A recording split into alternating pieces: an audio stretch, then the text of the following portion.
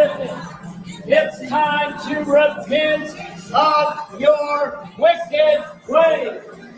Race baiting, stirring hatred among the children of God, people that would come to Christ and won't because you make his name a laughing stock of you blaspheme the name of Jesus Christ with your harlotry, with your whorishness, your wickedness. This white evangelical nationalist pastor had the audacity, he and his wife, to get out of his car, as you just saw, and for propaganda and disturbance, filmed themselves coming into our church, using hate speech, condemning us with wrath, judgment, and correction completely out of order. And since you are against places of worship being disturbed, and this gentleman attempted to do it at a black church, I want to know, when is the arrest warrant? I don't know his name, but that picture should be clear enough for you to be able to track it down with the full spans of the FBI. Why didn't we have this same kind of calculated rage, outrage, and disturbance? This white evangelical national. And I think that's the point. Welcome to Black Press USA's morning show. And this is where we bring you the headlines in the culture. I'm Mielle. And this morning we have a real treat. He's Spectrum News and BBC Radio political contributor and host of the Mo Kelly Experience. Welcome, Mo Kelly, to the show. You know, it's so nice to be able to talk to you this morning. And thank you for having me on. It's truly an honor. Yeah, I'm really excited to go through these headlines with you. And of course, that was Pastor Jamal Bryant. And he's asking why a white man could storm his church and there be no accountability for him. But then we saw what happened in Minnesota. And so we do a poll. We're starting a poll. And so our poll question this morning is, which is the bigger threat to our community safety right now? And for the chat, we want you to chime in on this too. Put an orange in the chat if you think it's the Trump administration and white extremists. And if you think the bigger threat to our community is protesters and independent journalists, we want you to put a pen and paper. So let us know which one you think it is. If you think Trump and the white extremists are the bigger threat to our communities, or if you think protesters and independent journalists are. And I'll get your response, Mo Kelly.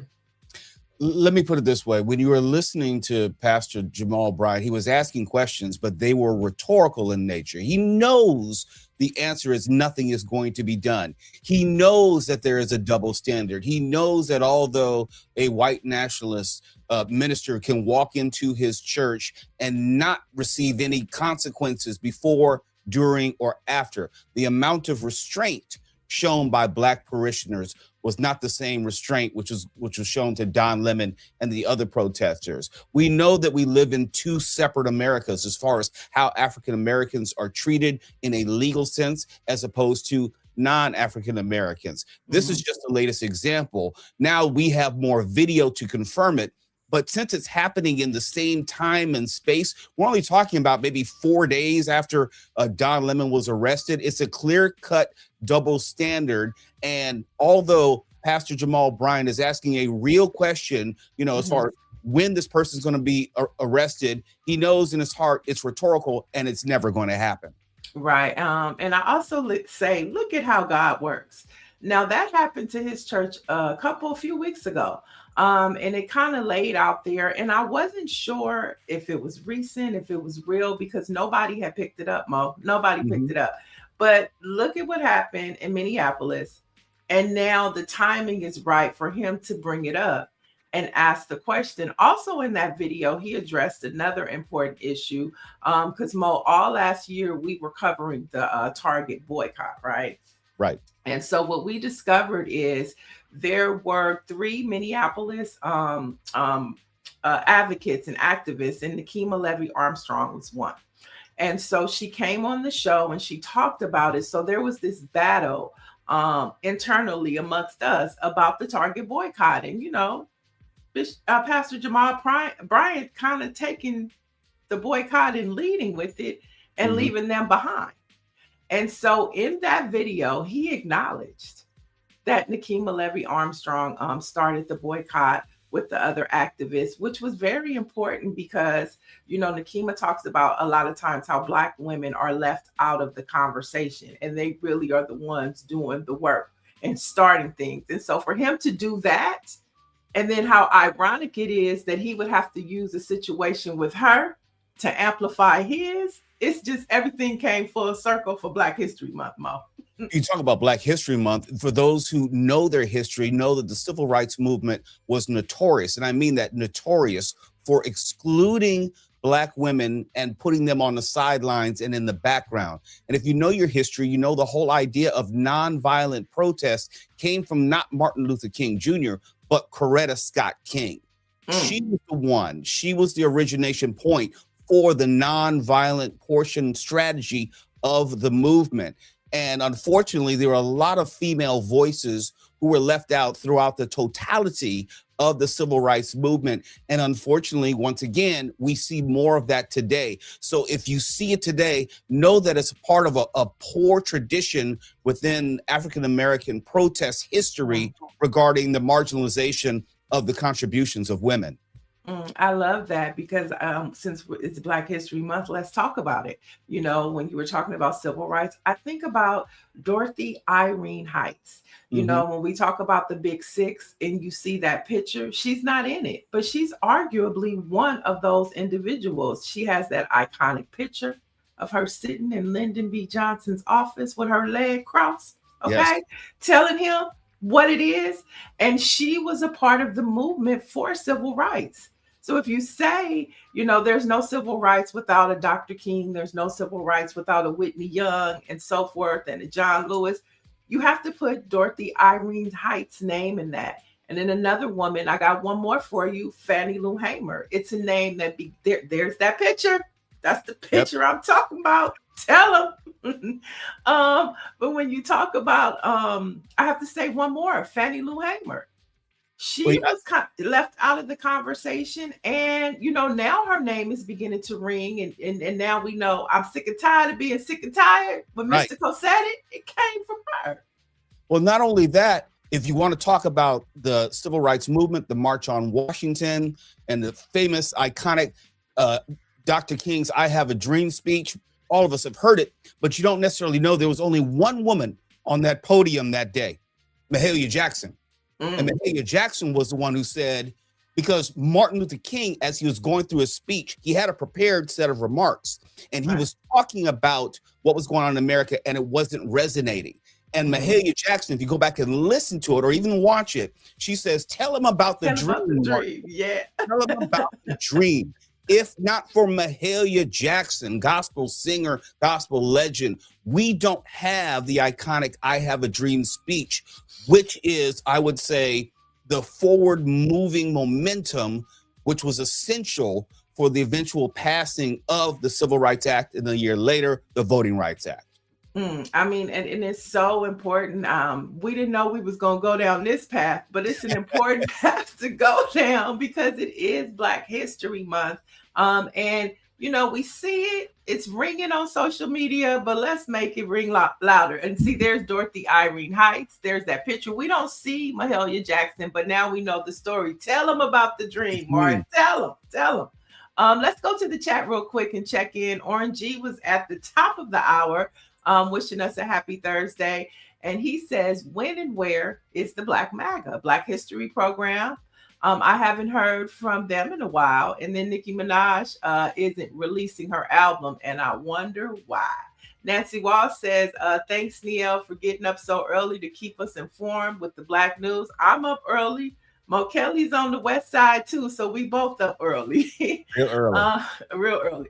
Orange G says no arrests, no DOJ, no FBI, no investigation, and that is what you call white privilege. Dr. Mellon says arrest them now, and they're giving oranges along with cricket meat. And so the chat is chatting and they dropping oranges in. And then we have tell them about the dream, Dr. Marilyn said, and Orange G says Mahalia Jackson is from New Orleans, where it's Mardi Gras time. That's right. I got on my green for Mardi Gras. So we'll see what happens with this Reverend Jamal Bryant situation, because he does bring up a good point, and such a great example, right? As it's a great example of white privilege and Black life in America. I always say, and I'm on the other side of my life. There's more time behind me than is in front of me. I'm 56 years old. And sometimes I have to remind myself that the lessons I've learned, the education that I've received about a lot of this history, I can't assume that those who are Gen Z or millennials also know it. So a lot of times I have to repeat it to make sure that the information is passed on. And when I see Pastor Jamal Bryant expressing these two Americas, this double standard, for me, it's like, yeah, it's always been that way. And I always say, I can better show you than I can tell you. This generation, not to their detriment, but this generation may not have experienced the same types of overt racism that I and Gen X may have experienced. And for some people, it is an eye-opening experience. Right. This is the first time that they're really seeing it and experiencing it. It's not abstract, it's personal, it's visceral, and it's real. And so sometimes we in the older generation, now I think it's fair to say we're in the older generation, we have to make sure that we continually remind folks that what you're seeing now, it's not new. In other words, history may not repeat itself, but it damn sure echoes.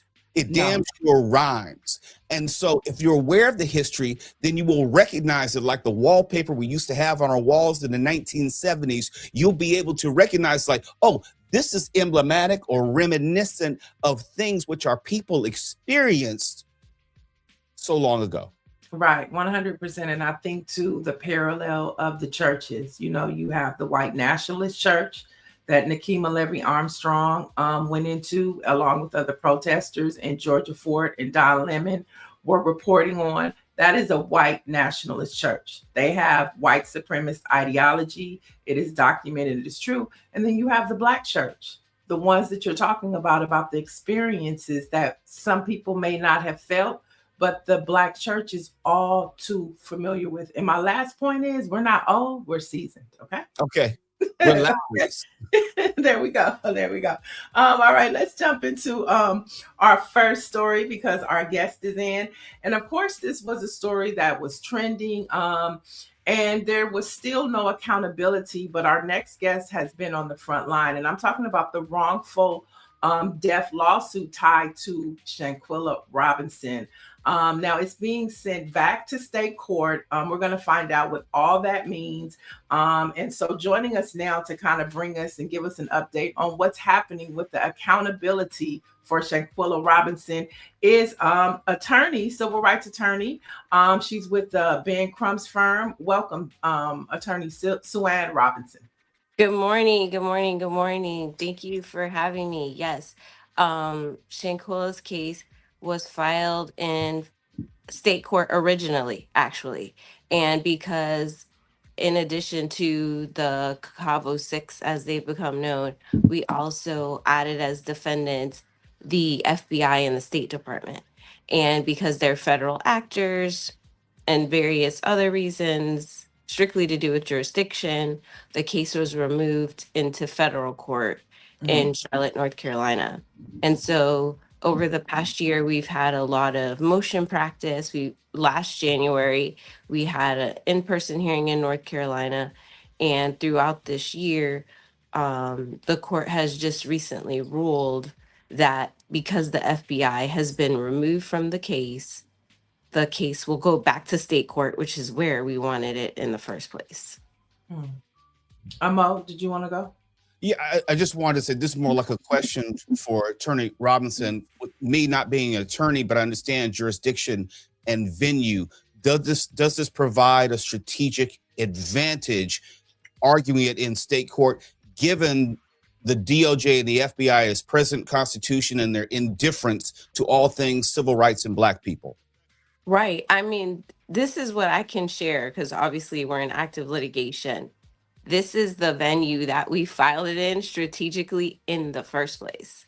So we don't have an issue with that. In fact, part of our motion practice was a robust memo explaining why it should be in state court because the FBI has been dismissed. So for us right now, this is a step forward, positive in the right direction toward, getting closer to uncovering the truth for this family. Now, there's a question of are you related to the family? No, we just happen to have, good old colonizer last name. So And so where does this case still where is it at in Mexico? Because we know that, that there was an arrest warrant. Nothing's really happened to the Cabo Six. What's happening in Mexico? yeah, in Mexico, there is a warrant outstanding. The issue is the subject of the warrant would have to present themselves in Mexico to be subject to that. And so that's what we've been arguing in the case, that even though there may be arguments by the members of the Cabo Six that, hey, if the court sends the case to Mexico or dismisses it and forces us to have to pursue litigation in Mexico, of course they would show up. Of course, right? Because, yeah, but no. So I highly doubt that they would be, appearing in a Mexican venue to litigate this, and that the United States is the only venue that, has jurisdiction over them to force them to really have to answer questions about what happened leading to Shanquella Robinson's death. All right. Is there anything else that you think that our audience should know about the case, or you want them to know? I think that the most important thing is to share accurate information about the case and what's happening with the updates from reliable sources, obviously, such as yourselves. And that's really at this particular junction what we need to do. Now we're going back into state court. I urge everyone to stay up to date on what's happening from reputable news sources and continue to send prayers to the family, because obviously, it's like a roller coaster, because from their perspective, there's a lot going on, there's nothing going on, but we're always working behind the scenes. And so it's an emotional roller coaster for the family. So continue to keep them in your prayers. For sure. Now you're here in LA because yesterday you were at a press conference with Ben Crump to file former FTC complaint against the YouTube and Google on behalf of Black public figures impacted by what you're saying is the monetization of false content. Can you break down what this complaint is all about? Yeah, well, it originated with Judge Faith Jenkins and her husband, Kenny Lattimore, doing their own research and trying to figure out why, in the course of 2 weeks, Google was verifying a ton of stories stating that they were divorced, when in fact they were not divorced and were perfectly fine. So they started doing research and uncovered that it's actually foreign bloggers in Pakistan, India, and Russia, to name a few of the countries, who are posing as Black media and releasing these stories in a way to cause virality over several channels, and it impacts disproportionately Black public figures because one, because they pose a certain way, like they'll call their blogger channel a certain thing, and they'll also say that they're registered in the United States. And so it's easier for the viewer to believe, oh, this is a credible source because they're in the United States, but they're in fact not in the United States. So we're essentially asking the FTC and the Attorney General of California to get involved to investigate this, because YouTube and Google currently are not taking accountability, in the sense that a lot of the channels, even at the press conference, we talked about Stevie Wonder as well. He's joining in the complaint, because if you Google Stevie Wonder's death, even right now, he's perfectly alive and fine, but there's all these videos stating that he's not. And so there has to be a way for YouTube and Google to step in and prevent that, and they haven't as of yet. So we're hoping that the Attorney General will definitely look into this as a fraudulent and deceptive business practice because they're able to monetize misinformation. And so the incentive is to put more out there. If they can make it trend, they can make it accurate, they can make it true. And that has, far reaching effects outside of this one particular family, but it has disproportionately impacted Black influencers and Black public figures. Mo?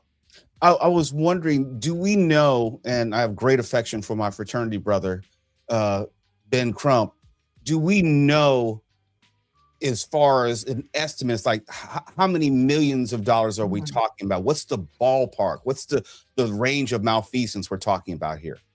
Well, they haven't, YouTube and Google hasn't been fined in this current initiative. I mean, the goal is really to get to the point where, there are regulatory controls that are in place so that YouTube and Google have to essentially force someone who's setting up a page to indicate that they are overseas. Because the issue is, even if you could sue the overseas actor in their home territory, it would be it's being monetized by YouTube and Google here from the advertisers. Yeah. So they have an ethical duty to make sure that, okay, this information is accurate. And they do some sort of vetting, some sort of fact checking. It just seems that disproportionately when it's Black influencers and Black public figures, it's not happening as fast as it needs to. Have you or Attorney Ben Crump been in contact with YouTube or Google? And I think it should be clear for our viewers to know that YouTube is owned by Google, correct? Yes. And so have you heard from them? Have you tried to reach out to them? Our client, Judge Jenkins, actually filed litigation. That's what led us to this issue. And in the litigation, there was discovery turned over pursuant to some of the subpoenas. And that's kind of how we uncovered where these actors were. Because you couldn't Okay. tell from their page, they would say, we have exclusive court documents on this issue. And because they're labeled as USA, it's more likely to lead the viewer to be like, okay, sure. As opposed to if it said Pakistan, you'd be like, well, why do they have exclusive court documents from the United States? We would be able to use our brain and kind of decipher if that piece of misleading information wasn't there. So it really doesn't suppress any First Amendment rights at all. That has nothing to do with that. It's more about identifying and letting the consumer see the channel or the information for what it is. Right. I've always said that, since technology is so new, there's really no regulations within the federal government. Like if you have the FTC, you have the FCC, you have the SEC, and technology is kind of out there. It has free reign. Do you think that we're in a time now where there needs to be another agency, a regulatory agency to govern what's happening with technology, because they're kind of just out there doing what they want? Yeah, the technology is obviously unfolding rapidly, but this isn't anything like new historically for the us as a society to be making progress. It's really on the legislators to be moving and also progressing at the same speed as we all are, because as they recognize our needs, the needs of their constituents, then that's their job. So I don't think saying, I think that it would be an excuse for a legislator or a public leader to say, oh, the reason why we can't do this is because it's happening faster than we can see, because there's so many things that we can forecast, that we can plan for. And then obviously with this particular issue, the monetization of misinformation like clickbait and all that stuff, the bells have been rung. So it's time for action. I'll leave the last question to you, Mom. Are you hopeful or optimistic that the Attorney General, Rob Bonta, will show any type of enthusiasm for joining this, or is that going to be a battle in and of itself to get Rob Bonta truly invested and on board? Well, as a student of Martin Luther King, I'm always going to be hopeful. I think that the Attorney General of California is in the best position to resolve this in the current environment that we're in. He's in the best position to say, okay, I'm going to use the resources of my office to investigate and find out, what other additional safeguards could be put in place to protect the consumers from misinformation that doesn't involve any infringements on any First Amendment rights. And really, why it's important to discuss this is because it erodes the reputation and causes emotional harm to Black public figures. But what we're not discussing and didn't have the opportunity to discuss more is the effects on the consumers' belief and the integrity of Black media, because that's who's being impersonated, right? They're impersonating Black media and saying these are factual stories. So it really erodes that, also affects Black media directly. And in a time such as this, right, we don't we where we're having Black media people be under attack and get arrested. I just think it's important, for someone like Robinson to step in and say, let's investigate this, let's make sure that citizens of my state are protected, and then hopefully it will roll out across the country. But I think it starts from hope and then spins into the work that we did yesterday, and then it takes everyone. It always is going to take unity. It's going to take all of us to say this is a serious issue, and for it to move forward. Yeah, you said hope. We know what the audacity of hope can do.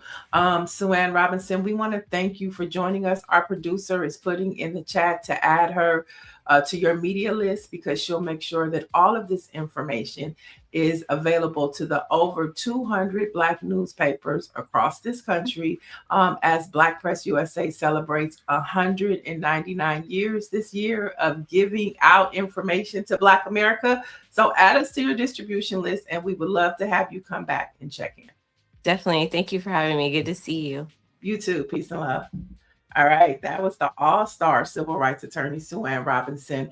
And so let's keep this information train going, because Mo Kelly, we know what we see on mainstream media. Same headlines. And Black America doesn't know what's going on right now. So let's talk about it. Let's head to Baltimore, where Baltimore County has revoked a building permit for a private detention center intended to be used by ICE.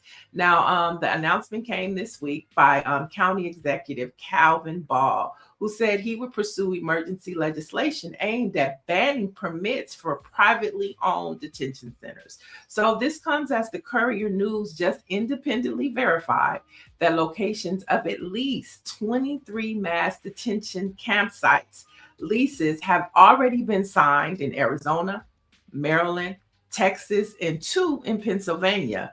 And so with this conversation, I've seen videos of different counties and cities having hearings, community hearings about these detention centers, them not wanting them there. But when we talk about privatized prisons, we're talking about 2 in particular, GEO and Core Civic.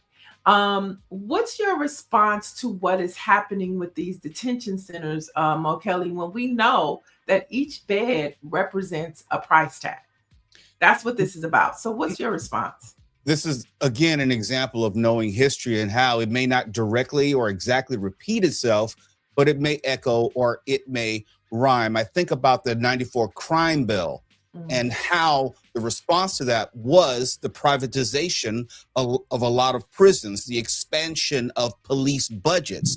The overall idea of policing back then, Black bodies, has now evolved to brown bodies, but it's going to be inclusive of Black bodies. So we've seen recently the expansion of law enforcement in the form of ICE, the explosion of its budget, and that fight which is continuing on Capitol Hill.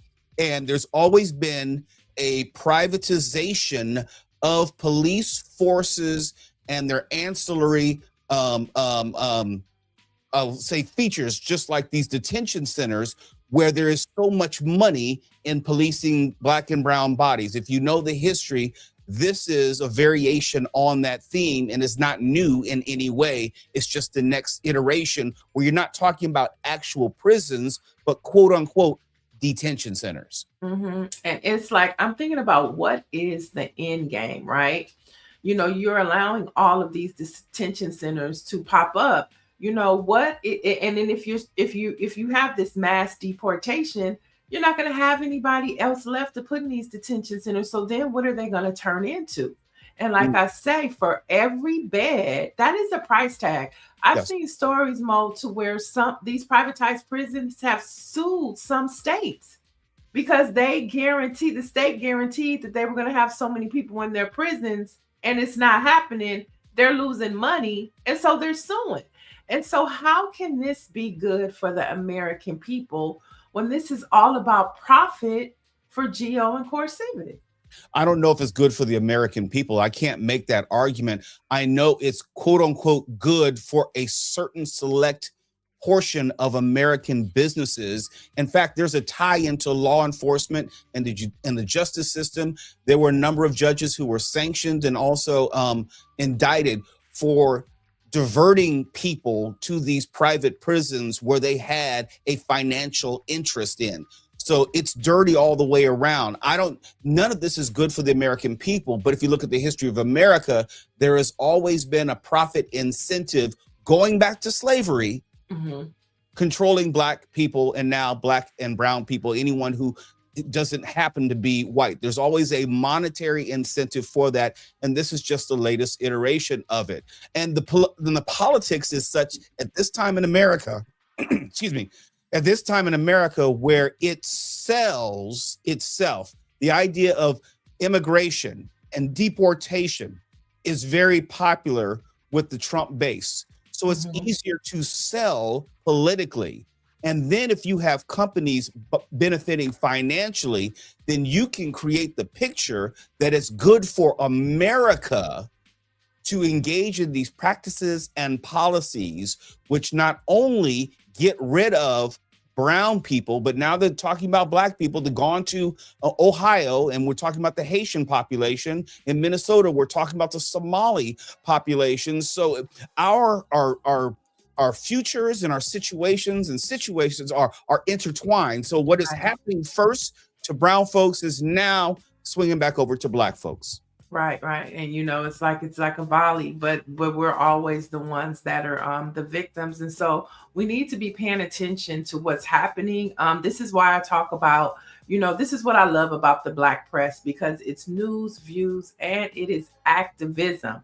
And so the activism and the call to action as we talk about this is, you saw that there are hearings being held in your local city council meetings, in your local county meetings. And in those meetings, they have time for you to talk and voice how you feel. And this is where people power comes up, right?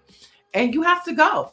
You have to speak up because you see what's happening on the other side, and they're moving like a freight train. And what they're depending on is for people in their communities not to be active. And so get active, show up, pull up, speak up, and let them know that you're paying attention. And speaking of being civically engaged, Trump, he wants Republicans to nationalize. This is serious, y'all. He wants the Republicans to nationalize the 2026 midterm elections. Now, the question is, can he really do that? And if he was to nationalize, what would that mean? There are a couple of layers to that. First, per the Constitution, elections are the purview of the states. So constitutionally, he cannot do it. Now, that has never been a real deterrent or obstacle for this president. But as far as the law is concerned, it would be unlawful to do without an act of Congress or a constitutional amendment. I'm going to put a pin in that and come back to it. But this president means what he says. And when he says nationalizing the elections, he's only talking to the Republican Party. So he's talking specifically from a partisan standpoint. He's not saying like Andrew Young, know your history. Andrew Young was talking about having a national day for elections. It was called Why Tuesday. No, this president is talking about federalizing them for the benefit of the Republican Party. And he is asking the Republican Party to do it. under the auspices of the rest of the country. So your question is, can he do it? Not legally. Will he try to do it? Absolutely. And we've seen the first steps already with the commandeering of the ballots in Georgia, and you will find other cities. In fact, in the most recent cabinet meeting in press gaggle, he said he wants to take a closer look in Atlanta. He wants to take a closer look in Detroit. He wants to take a closer look in Milwaukee. What do those three cities have in common? Black leadership. Black folks. Yes, high black populations. So it's not even a dog whistle. It's a bullhorn. He's making it very clear. His idea of federalizing the elections is another way of voter suppression. And if anyone wants to tell you that, hey, we should have nationalized elections and we should have a uniform way of doing elections, tell them just read the Constitution, that document you supposedly love and you sleep with under your pillow. Right. But here's the thing, too. You're talking about federalizing. So that's why we had the Civil Rights Act. That's why we had the Voting Rights Act, because it wasn't happening on a state level. So you can't have it both ways. You can't take away our civil rights and our voting rights and say, oh, leave it to the states. But then now you want to say you want to nationalize voting across the board. It's like it's this picking and choosing. And the only way that it's going to stop is by people power and people paying attention to what's happening. No, if you want to nationalize it, then give us back our voting rights. Give us back our civil rights that you had the Supreme Court gut. For people who may not know, they just did gutting another portion of the Voting Rights Act. So this is why it's so very important. The preconditions and the enforcement mechanisms that we had in the 1980s, talking about old folks like me, the seasoned folks, there you go, exist thanks to Supreme Court Justice John Roberts, Chief Justice. So the Voting Rights Act, which protected against states doing the gerrymandering and the poll taxes and all the silly things that we see going on in like Georgia and other states. Now you're going to see more of that because they don't have the enforcement mechanisms to prevent that or guard against it. And we don't have a DOJ, which has this partition with the White House where they're just doing the bidding of the president. And so if the president says, I want to go into Georgia, well, there's nothing protecting people and voting rights in a state like Georgia, for example. And if that is not enough, Steve Bannon is also adding to this conversation and saying ICE will surround the polls.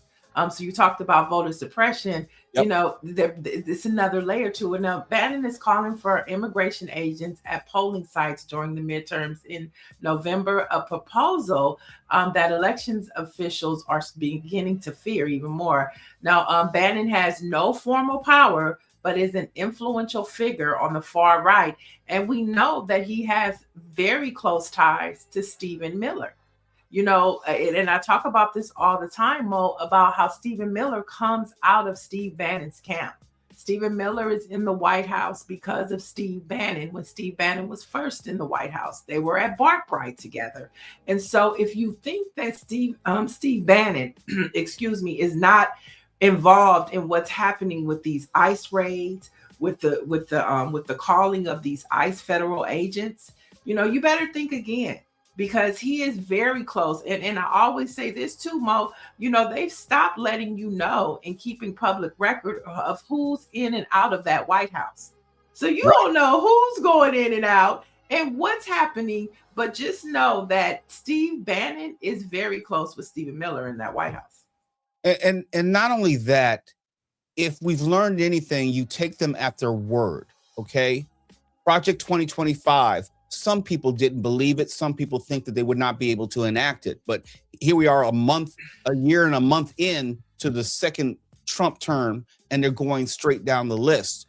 And when we talk about ICE at the polls, if you don't know your history, once again, it's another form of voter intimidation. Now, what will be said on social media is like, well, why do you care about ICE at the polls? Are you worried about undocumented immigrants not being able to vote? No, it has nothing to do with that. It has to do with voter intimidation. If I am a legally documented brown person, or a citizen, and I know that I may be harassed or even detained by ICE because there is sufficient evidence to show and demonstrate that citizens have been detained. Right.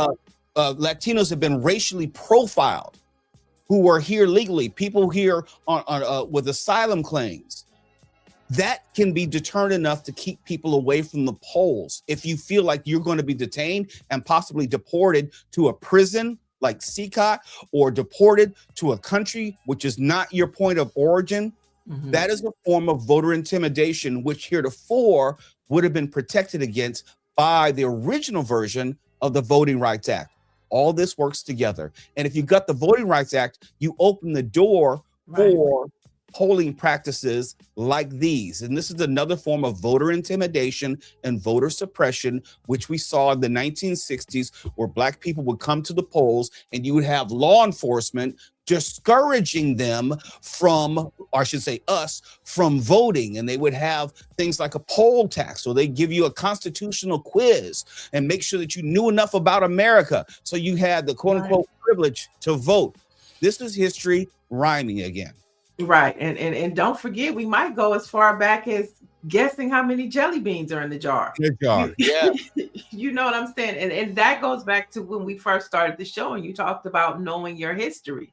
Like if you knew that at one point in time that you had to guess how many jelly beans were in a jar, or you hear the stories of like when Oprah Winfrey talks about her great-grandfather walking all the way to the polls just to be rejected. These are things that have happened to our ancestors, and not as far back as us seasoned folks as our grandparents or great-grandparents. It's not that long ago, y'all. And they're moving at a rampant pace to take us back. And so that's why we're talking about the midterms. We're talking about what's at stake. Know what's happening in your local elections. I know we have primaries in various states coming up in March, in June, leading up to November. So it's not just about November, y'all. It's about these local elections, these primary elections, to even get your candidate to November. Right. All of this is at play. So make sure, and all you have to do is go to your Secretary of State. They all have websites. They provide information about your elections, who's on the ballot. Now, we can't tell you who to vote for, but we sure can give you a lot of information to tell you why you should vote and maybe who you should vote for, but we're not going to tell you who to vote for, right, Mo? Not at all. And for people who don't know, I'm keeping one eye on the chat, so I'm kind of watching what's going on there. And there are a lot of trolls in there, and there are people who are making an assumption that I'm a Democrat. I'm an independent. I don't tell you who to vote for. Hopefully I can help inform you, give you some history, some context, but I say vote your own personal interest. Why? Because I don't want anybody else trying to tell me how I'm supposed to vote relative to my interests. I just want you to be an informed voter, and I want you to be an engaged voter, and I want you to be a consistent voter. It means not only voting once every 4 years, but every time there's an opportunity to vote, be it for local comptroller or insurance Commissioner, sheriff. It does not matter. Because here's something else. The midterms are coming up in November. Back in 2022, for all this talk about voter ID and voter fraud, only 46% of registered voters actually turned out to vote. So the majority of registered voters stayed home. For all the talk about election integrity, the majority of registered Americans did not give a damn. And that's what people need to understand. So you have a minority of people having a disproportionate and outsized impact on who our future leaders are going to be, and policies by extension, just because they showed up at the polls. All right, we're going to leave that right there. And we're going to talk about more media and journalism. Interesting conversations that are happening when we talk about independent journalism. And a lot of people are from corporate journalism is moving into the independent space. And stories like this are why the Washington Post has laid off 1/3 of its newsroom for this 150-year-old institution. Now, I'm talking about layoffs in sports coverage, international, Metro. The paper's podcast are among those hit the hardest as the storied newspaper cuts back amid declining revenue. Thoughts on this, Mo Kelly? I have a bunch. Again, I'm going to tell about my seasoning now. I grew up in a time where you had major news outlets, television, print, audio, which were not owned by singular individuals. And if they were owned by singular individuals, they did not put their political imprint or footprint on the media outlet. Okay. And I could go into a long diatribe about broadcast versus cable, but my point is media was its own entity. You had people who were doing the work that was needed to be done. Like if you talk about Watergate and what happened with Nixon and his eventual resignation, that was the Washington Post. Right. And the independence of the Post to freely pursue the Watergate scandal, which led back to the president and the White House tapes. That can't happen anymore because you have these individuals who have political interests aligned with the president manipulating what is or is not going to be reported by these outlets. And let's not forget, these 300 Washington Post journalists who were fired happened in the same space and also news cycle as Jeff Bezos, owner of the Washington Post and Amazon, dropped $75 million on the Melania documentary. So it's not about money not being available to help true journalism. It's about manipulating what you and I may see or deem quote unquote credible and important, because you're not going to find any legitimate criticism of this president or its administration in the Washington Post, or here in Los Angeles, the Los Angeles Times and its billionaire owner, Patrick Soon-Shiong, who refuses to have any type of alternate voices in his newspaper, including not even allowing the editorial board to endorse Kamala Harris in the most recent presidential election. So there's a distinct difference as far as what legacy media was doing in the 1970s and 1960s versus its importance and relevance and its role today. I mean, you just dropped a lot of jewels, a lot of nuggets. But one thing that, as you were talking, I was like, that's what makes the Black press so valuable, especially in times like these, because you can go back, you know, as far as Frederick Douglass. There was never a space for Black folks to speak truth to power. But through generations, they have. And now they've grown to over 200 plus publications across this country, you know, and Black press may be struggling, but they make sure every Thursday, every week, people get their papers, and you find out what's happening and what's at stake. So I think as I hear you talking, I feel like there's a renaissance that's happening, especially in Black news, because we're going to be the only ones bold enough, you know, because it takes courage too, right? It takes courage. It takes courage because there are, I don't want to say just consequences, there's real danger out there. And again, there's a history lesson in all this. How did Dr. King manage to get, I don't know, hundreds of thousands of people to the Washington Mall on a certain day in August at a certain time when he didn't have a TV show, he didn't have a radio show, he didn't have a news column? How did that happen? The Black press and the Black churches, which we've all talked about today, spread the word. So there is a communication through line through all of this, the need for Black media to make sure that African Americans are informed about the issues which are most important to us. And that is separate and distinct from your favorite cable news show. That is separate and distinct from your preferred radio program or your preferred newspaper. It's about the specificity of these issues that we're discussing right now and making sure that there is some sort of communication through line for all of us all around the United States. The Black newspapers in the 1960s are just as relevant today. Now, it may not be the physical paper copy that we're all accustomed to. It could be YouTube. It could be social media, but these are the same outlets 60 years later, doing the exact same work that is oh so necessary and essential. Right. So make sure you go follow us at Black Press USA on all social handles. And that's where too you can find your local Black newspaper. Because there's one in every city, especially if you live in an urban city. There is.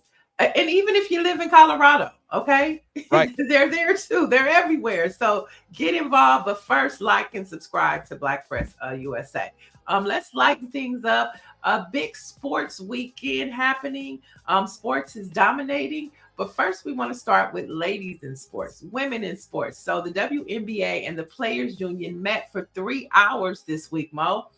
But they still didn't come to a deal. So the league's most recent offer would guarantee a maximum base salary of $1 million for the 2026 season. And that could reach for the players 1.3 through revenue sharing. And I think it should be noted that that's up from the current 249,000. And it could grow to 2 million. But the women are saying, not really biting on that just yet. Yeah. I'll throw it over to you. No, I get it and I understand. And I followed the WNBA before it was the WNBA, it was the ABL. So I know this and its history very, very well. The women in the WNBA deserve more money. But if they know the history, once again, they are at the point where the NBA was in the late 1970s, around the time that Magic and Bird came in the league. The NBA at that time was losing money hand over fist. It was not a popular league. It did not have any television deals. The finals were tape delayed and shown at 11 o'clock at night. After they got some real stars, modern day stars in the league, they started making more money and that revenue sharing became more of a real thing. The WNBA is just starting to make some money, get those national TV deals where you can see the top games of the week on ESPN and other sports outlets. And there's much more merchandise. Credit to Caitlin Clark and Angel Reese and so many other players. It's not just Caitlin Clark, but now there's more of a pie to be divvied up. The WNBA Players Union needs to understand there's going to be more money in that pie, but it's not going to be NBA level money. They are still a good 20, 30 years away from that because the NBA has been carrying them for so long. It's going to happen, but it's not going to happen immediately. Let me just answer it this way. Short answer is there's probably going to be a lockout because I don't think they're going to come to any agreement anytime soon. And that's not a bad thing. You have wait. So the season is supposed to begin May 8th. So you don't think they're going to get to May 8th? Yeah, I think there's a distinct possibility that they will not have a consummated agreement, which may disrupt the beginning of the season. Again, if you look at the NBA, it's happened a number of times with the NBA. A few times in the past 20, 30 years with the NBA. So if you look at the growth of the NBA, I think a similar path with the WNBA. The owners are in the business of making as much money as they can and keeping as much of the pie as they can. The Players Union, they want to keep as much money. And there's going to be that push and pull until the WNBA can demonstrate, the Players Union can demonstrate that they have enough leverage in a lockout situation that the owners and the league do not want to suffer through. Because the owners at this point said, well, we've been losing money for years. So what?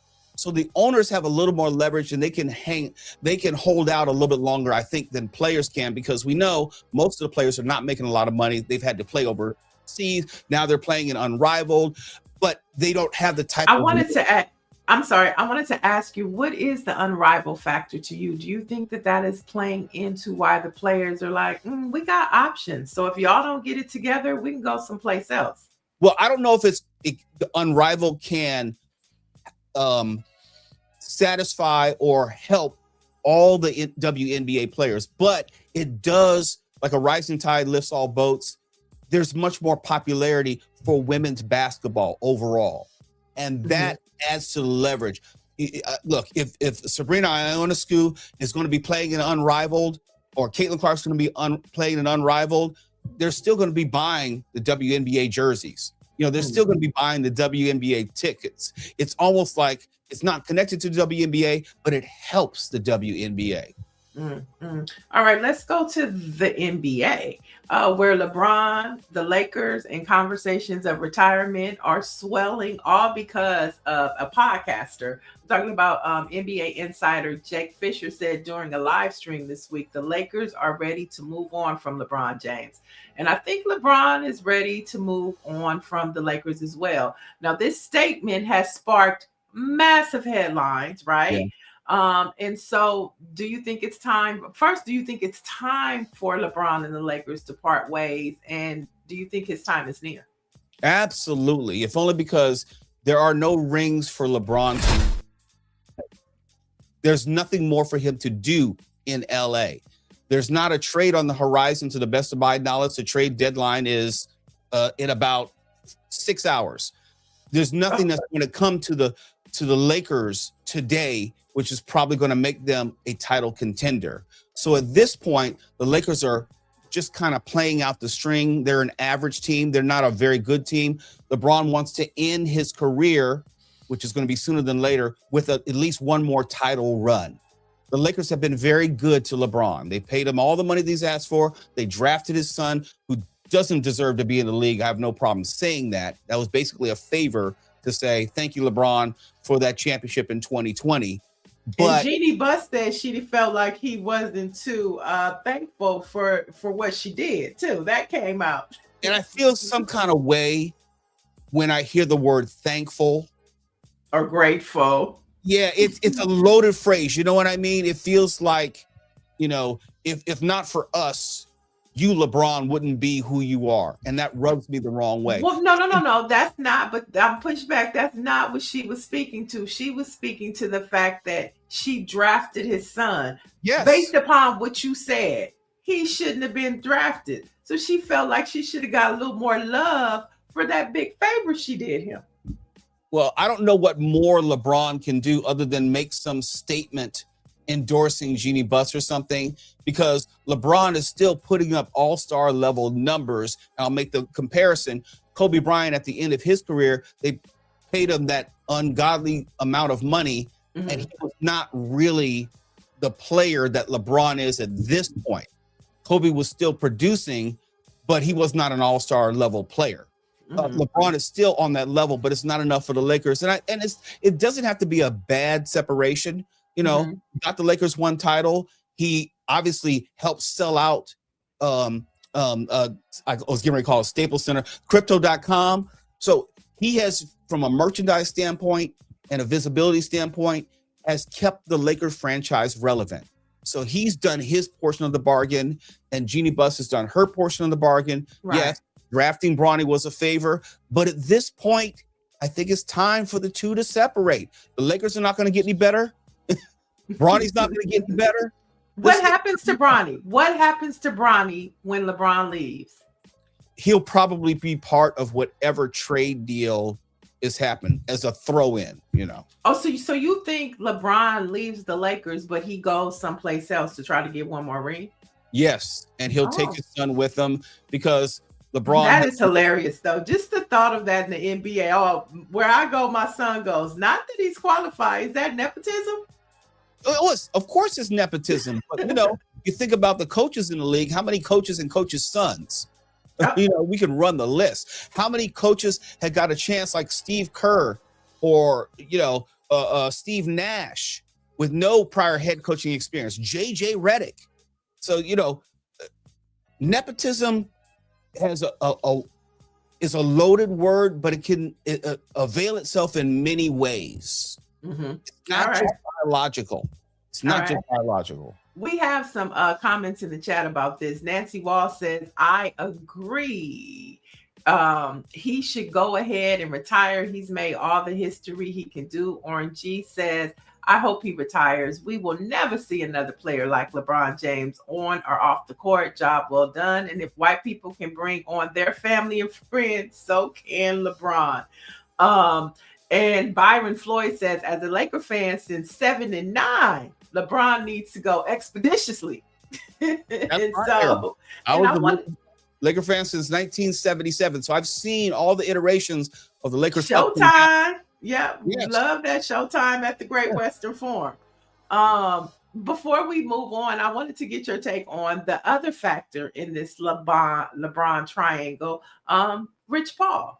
He recently caught a lot of headlines because number one, he has a podcast and he's an agent, but then he was talking about business deals and locker room conversation.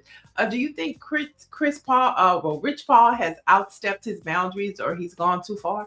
Absolutely. I would call this tampering by another word. You're giving insider information. You're talking about trades. You're sending signals to players both on the team and off the team as far as what would be good for the organization. This wouldn't have happened 10 years ago because there wasn't this blogosphere, podcastosphere, this media space in which people would have such a voice. Players now and agents and lawyers, they all have podcasts, and everyone has a platform. So everyone can have a say. It used to be where agents would have to place stories in the media. They would leak something and then a reputable outlet would have to print it. That's no longer the case. Rich Paul can turn on his computer and boot up his machine and just start talking and then manipulate how his players are perceived and the organizations which pay them are perceived. It's manipulation. Well, this saga is to be continued because LeBron is still with the Lakers, and we'll see how this season fizzles out or upticks. We'll see. But let's talk about one of the biggest things that are happening this week. It happens every 4 years. I'm talking about the Winter Olympics. And of course, Snoop Dogg is attached to it. He just keeps winning. So Snoop Dogg could be seen yesterday carrying the torch through the streets of northern Italy ahead of the 2026 Winter Olympics in Milan. Now, one of the questions I have to ask the poll, we have chat, we have a poll for you. Which Olympic sport are you canceling plans to watch? Now, is it figure skating, snowboarding, hockey, or bobsledding? Or maybe I left off your favorite sport in the Winter Olympics. Let us know which one. Mo, I'll let you have it first. I have always been, and I will always be a fan of women's figure skating. It doesn't matter if it was Dorothy Hamill, Debbie Thomas, Ty Babylonia. I've always been a fan of women's figure skating. Oksana Bayul, Sorali. I'm serious with mine. And that's of the Winter Olympics. That's about the only sport I'm always looking forward to. And it's one of those nervous watches where is she going to fall or not? And the women's figure skaters, for me, demonstrate more of the difficult routines and the drama that I don't see with men's figure skating. What about the couples? Kind of.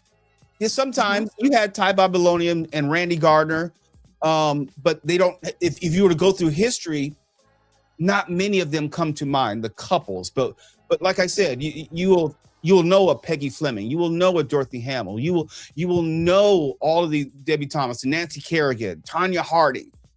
There are stories which are connected to not only their careers but their Olympics. So Tanya was the one that hit the lady in the knee, right? Tanya Harding hired Jeff Gillooly to hit Nancy Kerrigan in the knee to get her out of the Olympics. And I know all that. And there is a movie on Lifetime did a movie. You can go watch it. That's a real true story. True story. Yeah, I was working in sports radio at the time when it happened, so maybe that's part of the reason why it's always been so fresh in my memory. But yes, I was working sports radio for the Jim Rome radio show while that was unfolding. Another person that people are going to be watching this weekend is Lindsey Vonn, who recently announced she will attempt to compete after she has a torn ACL in her left knee. Dangerous or courageous? It's ridiculously dangerous. I don't know what she has to prove at the age of 41. I'm not age shaming her. I'm saying like your best years of downhill skiing are behind you no matter what. And you going out there with an ACL injury, I don't care if it's slight or major, can have a deleterious impact on the rest of your life. Right. Walking, it's like, what is it you're trying to prove? I'm not rooting against her. I'm rooting for her. And it's like, I understand the amount of work that you've put in to get yourself in a position to be able to make an Olympic team and compete. But at 41, let it go. She's probably thinking too, this is her last go around. So balls It is. to the walls. Balls to the walls. That's what But she's it's saying. not worth possibly making it difficult to walk in 20, 30 years. You know, it's an ACL injury. If you know anything about sports, ACL injury means if you're playing football, you're out for the rest of this season and most of next season. Same with basketball. So to think that when you're skiing, which is all about your knees and your lower extremities. Ooh, my knee hurts. Ooh. Yeah, I don't get it. I don't get it. Well, so that's why everybody's going to be tuned in this weekend to see if she can make it happen. So you guys, the winter opening ceremonies for the Winter Olympics starts tomorrow on NBC and Peacock. And you can catch the games on NBC, Peacock, USA Network, and CNBC. So with that, you know what I found interesting, Mo, is that NBC and Peacock, they have the Olympics and they have the Super Bowl. Yes. Yeah, that's huge for them. So the matchup, let's talk about the matchup. We're talking about the Seattle Seahawks versus the New England Patriots. It's at the Levi Stadium in Santa Clara, California. And we have Bad Bunny performing at the halftime. And so first of all, who are you going with? And what do you think about Bad Bunny doing the halftime show? I am a Los Angeles Rams fan. I will never, ever root for the New England Patriots for anything. Never, ever. Oh. Now, I don't want Seattle Seahawks to win because they beat my Rams, but I can't in good conscience root for the New England Patriots.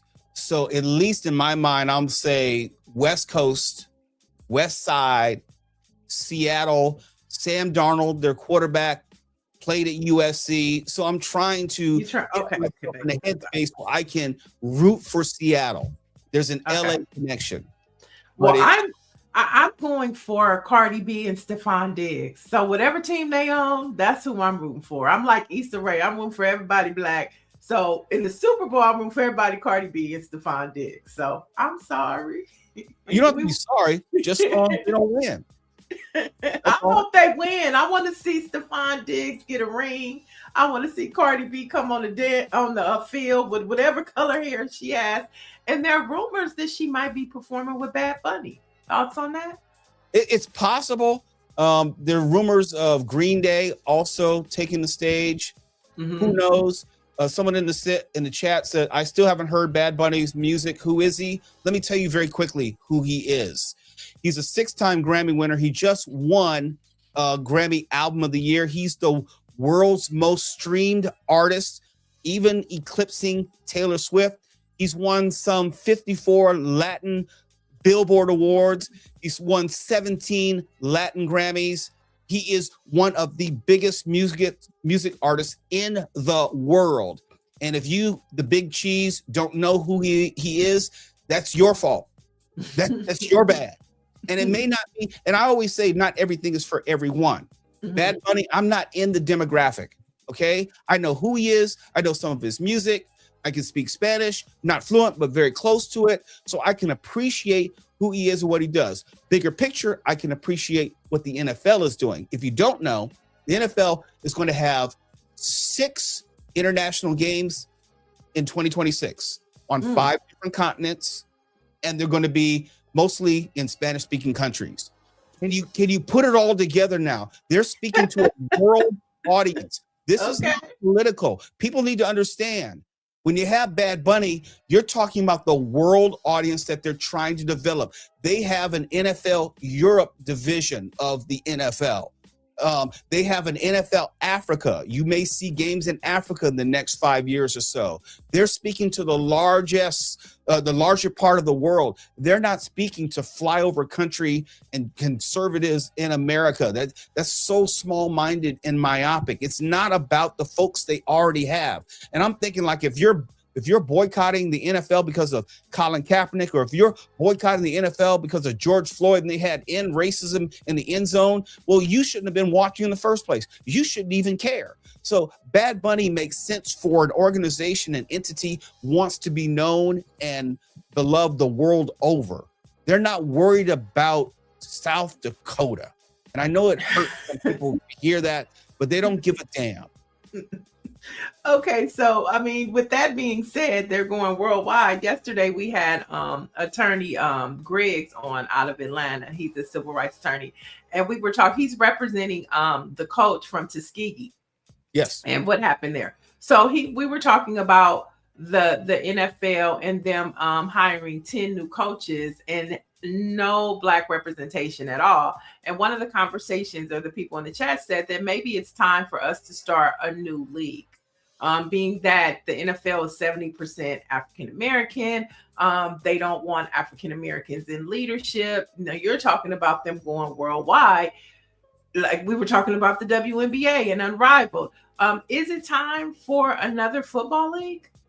They've tried different football leagues. There was the USFL in the 1980s. They tried to bring it back more recently. They had the XFL. There have been competition professional football leagues, but when you put it within the confines of African Americans, this has been a long-standing debate, not just on the professional level, but the college level, especially with NIL today, where Black athletes are being asked more and more frequently, why are you going to the big name schools? Why don't you go to the HBCUs? You can still get your money, NIL money, at the HBCUs.